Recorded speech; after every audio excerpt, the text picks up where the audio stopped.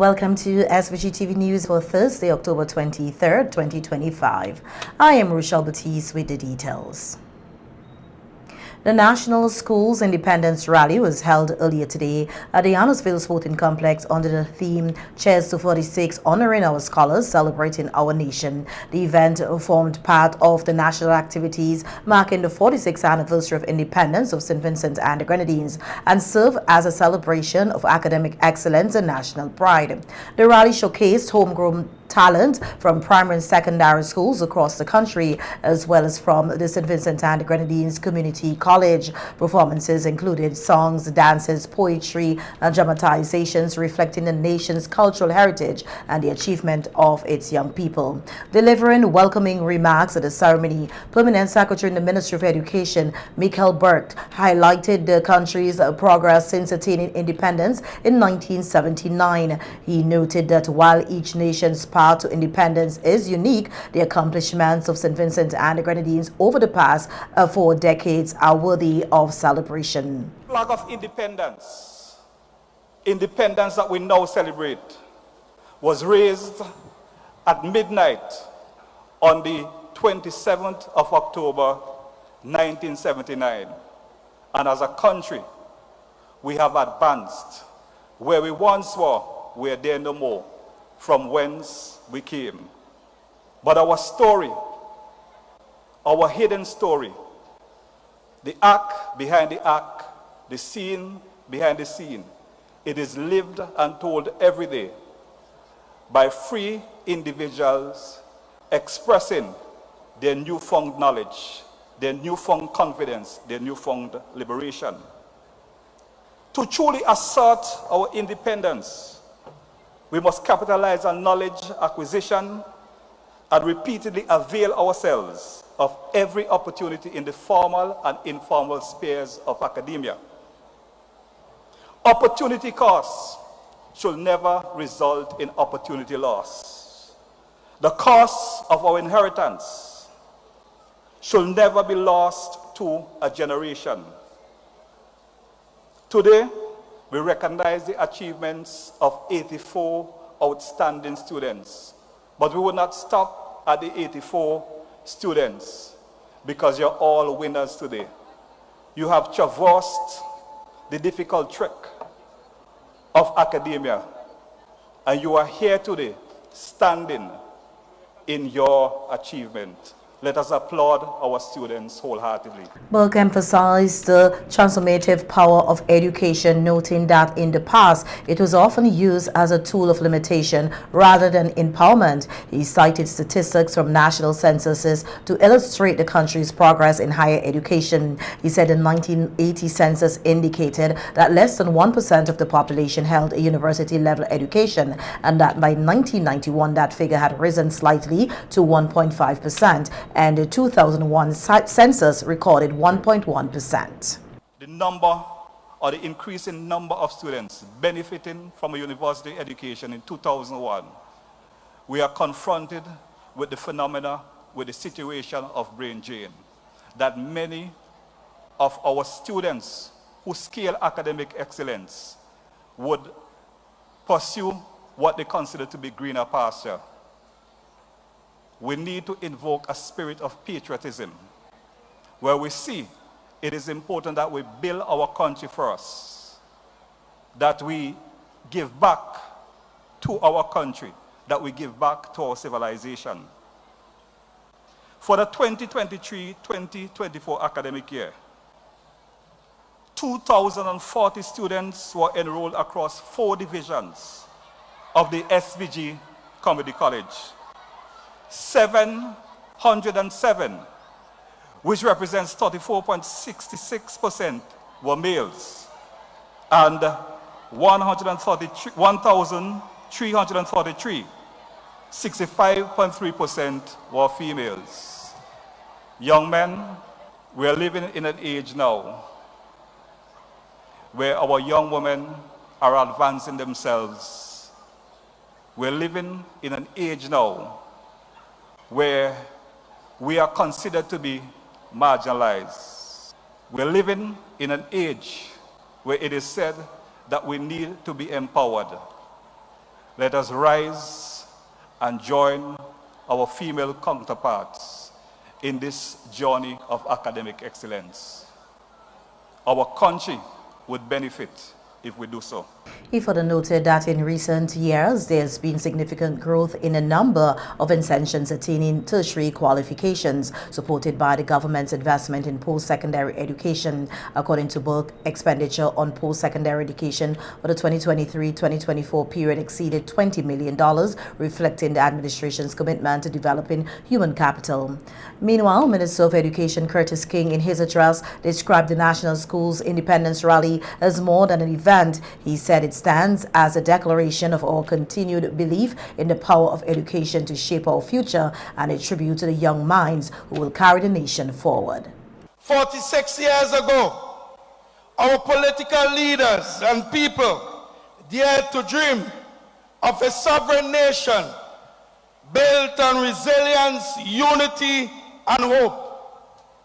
They laid the foundation for a society where every child could aspire to greatness regardless of background or circumstance. Today, we honor that legacy by investing in you. We are happy when you respond with magnificent performances in the classrooms of our primary and secondary schools, in the TVET centers and institutes, and in the community college. We celebrate your exploits on the sporting field, your creative expressions on stage, and your efforts in promoting agriculture and food security. A total of 82 graduates of the St. Vincent and the Grenadines Community College who achieve outstanding academic results in the 2025 CAPE examination and associate degree programs were today awarded scholarships and bursaries during the annual Schools Independence Rally. Among the recipients, 19 students received national scholarships, each covering 5 years of study at the University of the West Indies. In addition, 18 students were awarded exhibition scholarships, which covered 3 years of study at the UWI. A further 43 recipients received bursaries, each valued at $25,000 each per year for 3 years. Meanwhile, there were 2 recipients of the Prime Minister's Gold Medal Award, presented in recognition of outstanding academic achievement by students over the age of 21. Initially, one awardee, Gerald Insanali, was selected. However, Education Officer in the Ministry of Education Media Unit, Malan Nanton James, explained that following a review of the preliminary results, Gianna Stapleton was found to have tied with Insanali, resulting in both being named recipients of the prestigious award. A review of the results, Gerald Insanali was announced as the lone top performer for this year. However, upon further and more thorough review, it has been confirmed that Gianna Stapleton has emerged as a top performer as well, achieving a matching score alongside Gerald. So today, we congratulate both Gerald Insanali and Gianna Stapleton as the top performers for 2025, and they'll now receive the Prime Minister's Gold Medal, Gerald and Gianna receiving as well $20,000. And Christian Giawasing, who is next in line, will receive a cash prize of $10,000.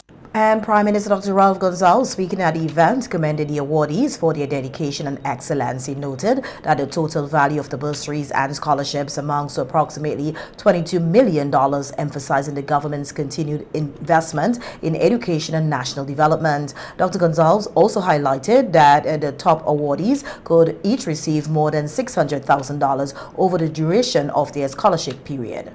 She doesn't know yet the full extent of her 5-year scholarship. Her scholarship is up to a value of $600,000, 5 years. That is the case of all the national scholarships. In relation to the 3-year national exhibitions, it is up to a number of $360,000, up to that number over the 3-year period.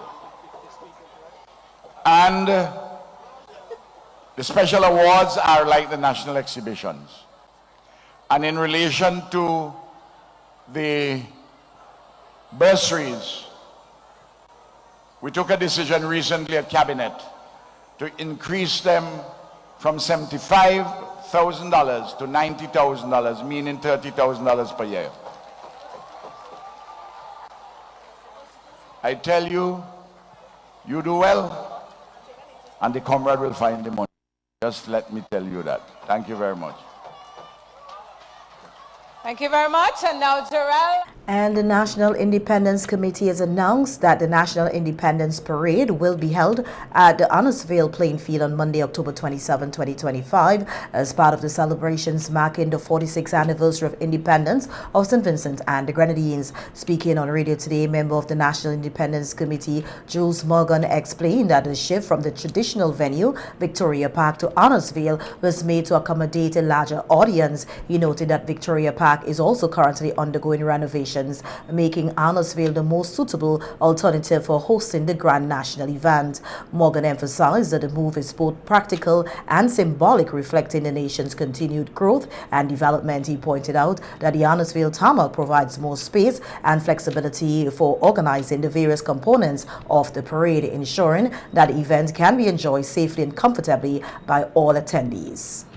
And on Monday, we'll be having the biggest day. You know, we're moving from Kingston. I think it's for the very first time. We're moving from Victoria Park. We had it last year, and it was a night parade, and it outgrew Victoria Park.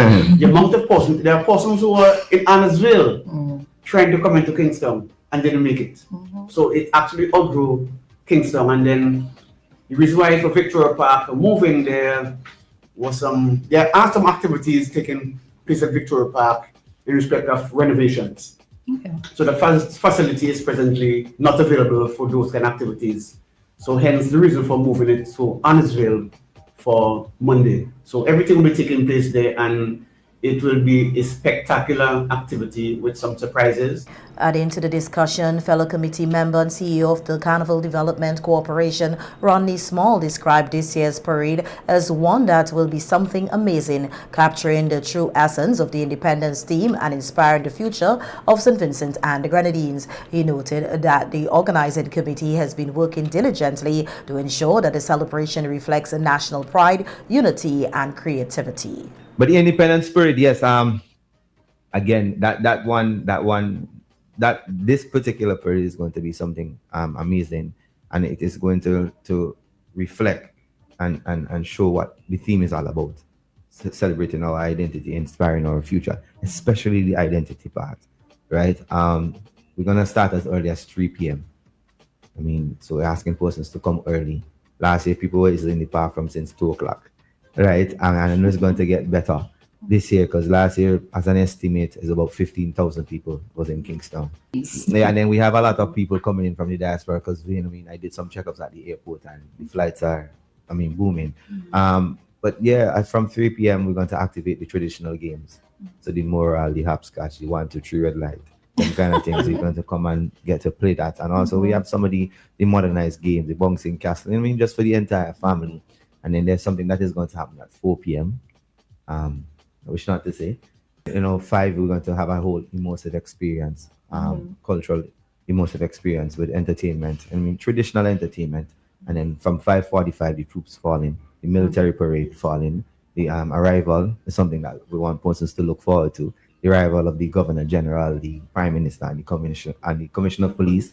Small also shared his excitement about one of the highlights of this year's festivities, the Miss SVG contestants showcasing their cultural wear during the parade. He explained that this presentation will form part of the contestants' competition segment and will add a vibrant cultural flair to the independence activities, celebrating Vincentian identity and heritage.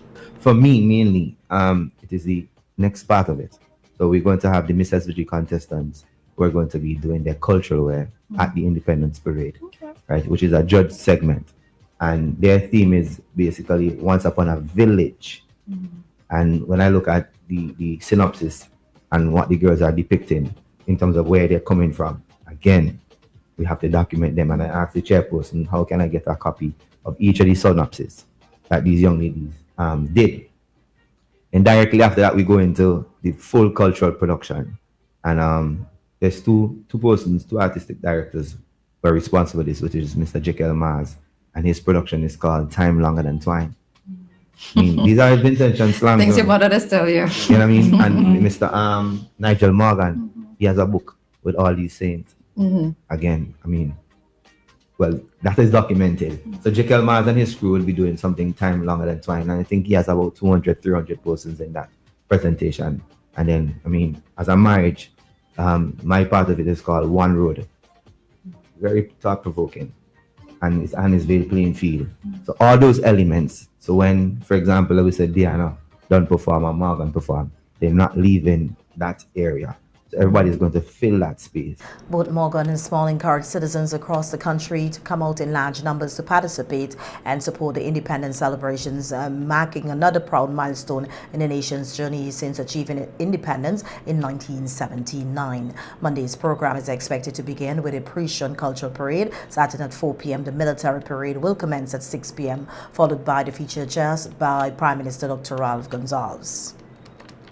Retired Justice Adrian Saunders has commended the work of the Caribbean Court of Justice, the CCJ, noting that the court has been making a meaningful difference in how cases are handled and discussions and decisions are reached, particularly when compared to the Privy Council. Justice Saunders said this demonstrates a successful strategy in decolonizing the region's justice system, one that continues to work in favor of Caribbean people.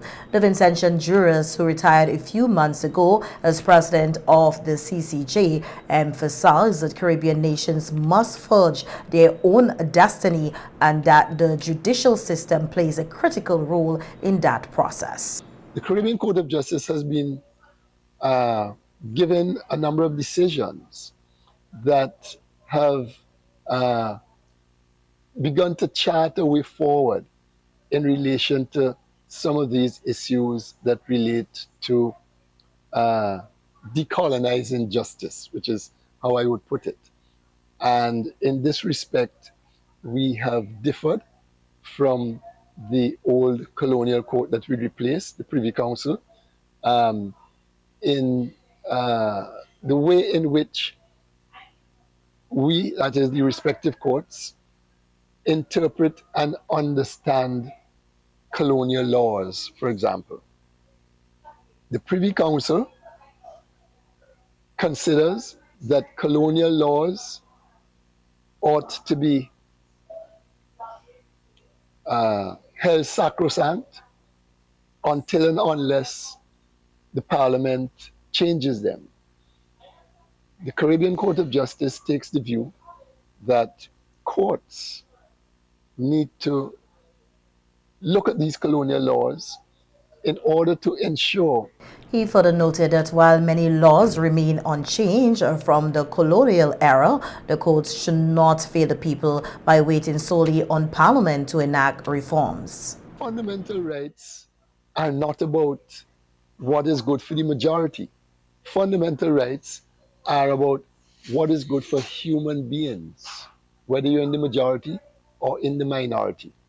And so fundamental rights become most fundamental, most valuable when they are rights which are accorded to minorities, when they are rights which majorities might not be interested in because they are not affected by whether it's discriminatory element or whatever disadvantageous element it is that places a fetter on the exercise of a right that a minority should be able to enjoy.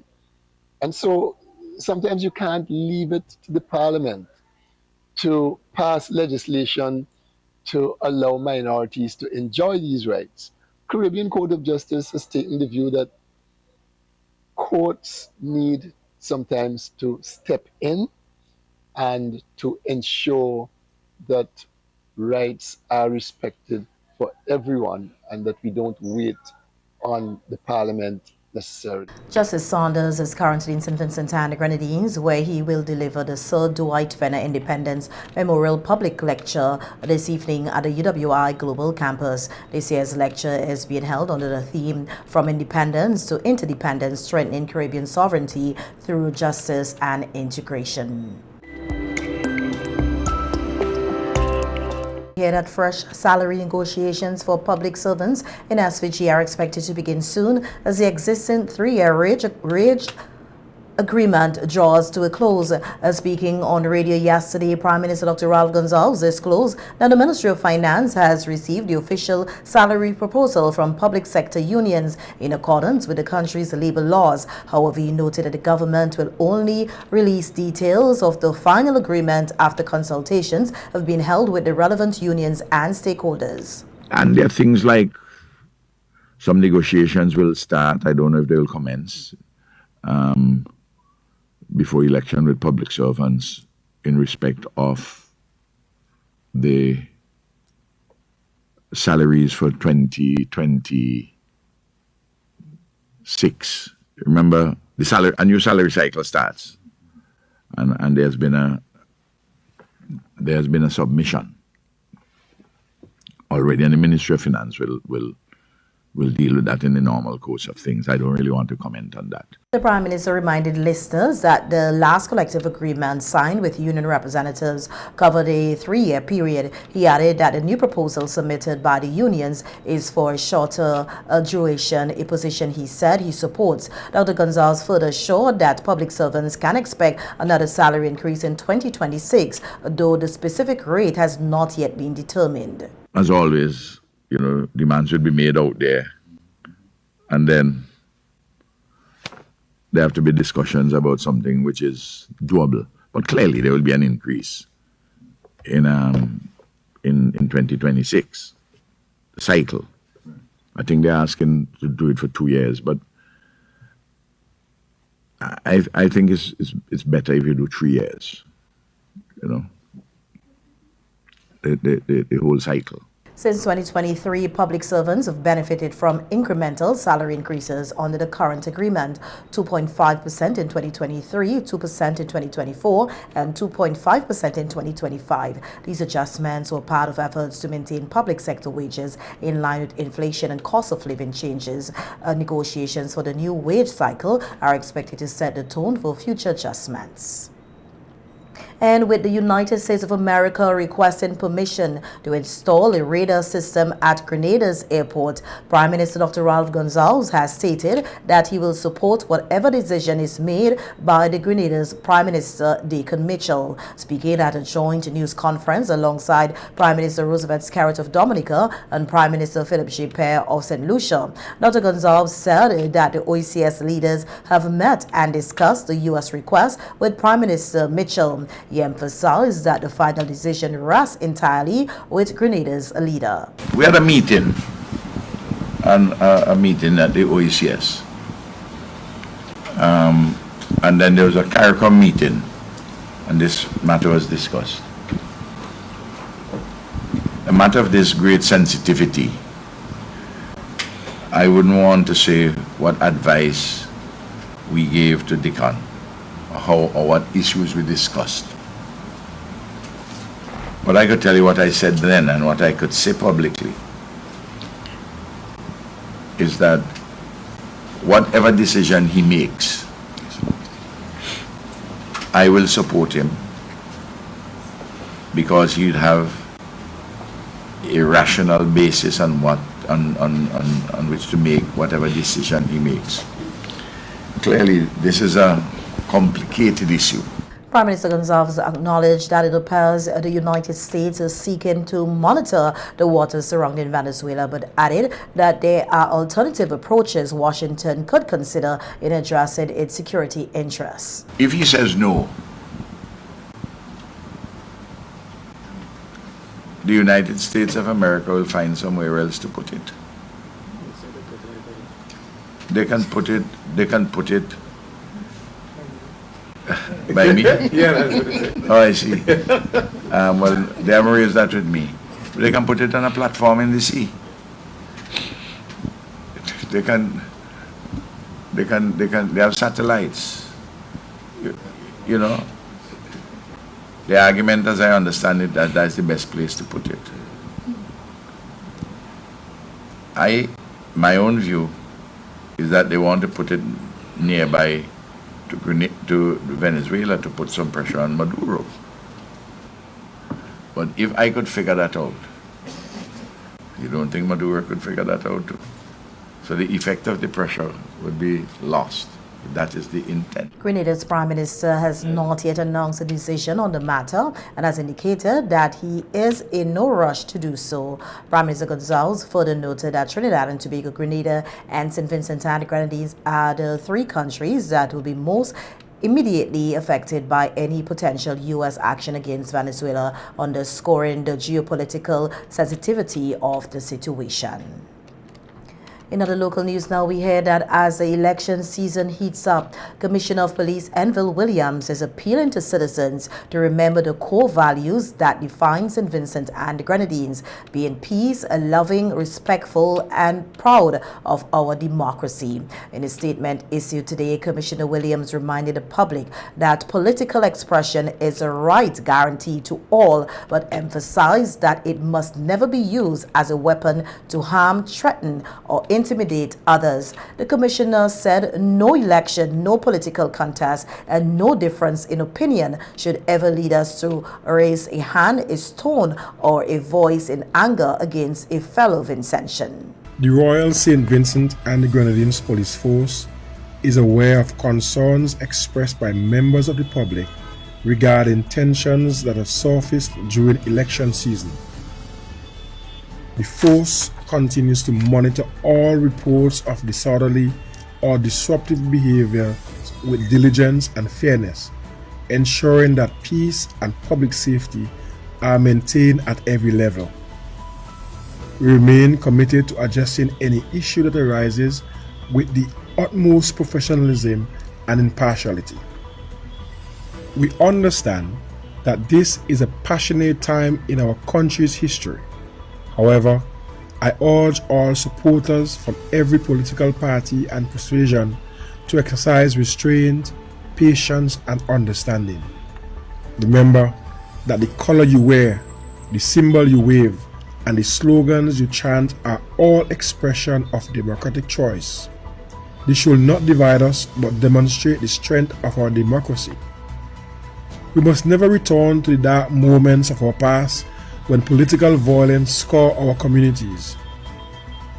Those days taught us valuable lessons about the fragility of peace and the responsibility each of us carries to preserve it. Commissioner Williams further reaffirmed that the Royal St. Vincent and the Grenadines Police Force serves the entire nation, not any political party or interest. Our duty is to safeguard all, regardless of political affiliation, creed, or class. To the people of this blessed nation, I ask that you let love, not anger, guide your steps. Be your brother's keeper. Let your words uplift, not inflame.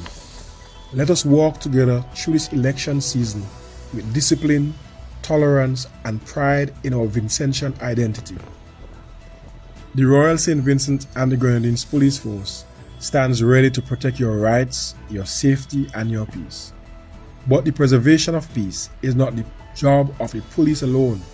It is the collective duty of every Vincentian citizen. Let us prove once again that we are one people, under one flag, guided by the spirit of love and unity. Thank you.